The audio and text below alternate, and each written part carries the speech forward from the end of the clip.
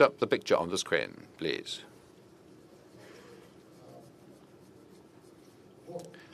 Here we are. So this is the photo where you see Klaus with his father, the renowned scientist, one of the creators of the Soviet nuclear shield. Klaus also worked in that laboratory. This is New Afon City. Next slide, please.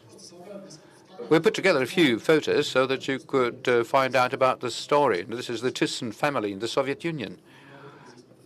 They worked here throughout almost 15 years, and Klaus here, being a young gentleman, he actually was a great tennis player. I don't know how it is now. I'm sure that he will be able to stand up to it. He was awarded many Soviet and Russian state awards, and it was a very close cooperation with quite a few academicians here, the Nobel laureate, Commission Basov, and his close friend Joris Alferov. Klaus, it's a great honor for us to see you with us. And I would like to remind us that very recently Klaus celebrated his 90th anniversary, which was especially noted by the ministry. And so I'm hopeful that we will be able to witness your great work for many years to come. You wanted to say something to the audience here. Actually, these are the photos which contain some very historic events. For example, where we meet with Nikolai Basov, who is the Nobel laureate, in Wannsee. It was in the West Berlin. It was in 1982, during the Cold War. There was a luminescence conference, and at that conference, I had the right to travel to West Berlin because everybody was confident that I'm not going to stay in the West Berlin. But there was also Nikolaus Riel, the one who received the award of the Hero of the Soviet Union, the Hero of the Labor, of the Soviet Union, for his metallurgy of uranium, which was the first plutonium bombs that the Soviet Union was then developing. And actually he was born in St. Petersburg. His father, in 1905, his father then was the director of the Siemens operation in St. Petersburg before the First World War. And what's interesting about this photo is that, as it states, this was the meeting of the Nobel laureates in Potsdam. And right in the middle there, actually, over there. Where is the pointer? It doesn't work. I can't see. You see, in the very middle of it, you see Joris Alferov in the second row, the ex-director of the Renewable Energy Institute in Freiburg. So what came out of it? Because then they stated that we need to have such a program as Manhattan or the Sputnik, but essentially nothing came out of it. So the only thing is that both in the United States and in Germany, it became much worse than it was 10 years ago, actually. But in Russia, I'm very much praiseworthy of you because of such a breakthrough. Sorry for mixing up English words with it. So you may recall this interesting meeting which took place in the end of May in the Swiss General Consulate in St. Petersburg on the eve of the Global Energy Prize award being given to Michael Gretzel for the new photovoltaic cell. And it was very important that for the first time what they were doing in that area, but right there, the next day, Alexei Likhachev demonstrated and very properly was critical when he was saying that an enormous amount of energy in the world comes from coal, and let me see. Because my slide is in Russian.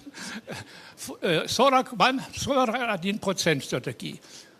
Nevertheless, it was 41% from coal, so that was impermissible, which was what he said during that meeting which you attended. And so what's going on in Germany? on the surface of things, everything looks better in Germany because it is 30%. I do not understand why this thing with this clicker doesn't work here. Although, I've got quite a good grip on it. And 30% of the renewables, this is biomass and hydro. However, Germany, as you know, is going out of nuclear energy. But what they're doing instead, the burning of the brown coal is what they really went into. And that was 23%. And that is the dirtiest form which you can ever imagine, the brown coal. And that is why I've written there, it is unacceptable, impermissible. And by the way, we ultimately, ended up having a scandal with Mrs. Chancellor, Mrs. Merkel, who was employed by my father's institute. She was a physicist, actually, and actually she was a normal person. But she actually was trying to do everything that her boss was telling her, although he was living too far away. Putin spoke about him at length today, the current president of the United States. So you see, this is too bad. This is too bad. So it seems to me that it's really interesting because you spoke very excellently about the work that the Rosnano is currently doing, Mr. Korchagin. You were talking about, and in Kazakhstan it's the same thing, because you can see the Atom, they launched an excellent factory of the silicon solar cells in Ust-Kamenogorsk, and actually I was invited by the governor, or the elder, Akim, that's the way they say it in the Kazakh language.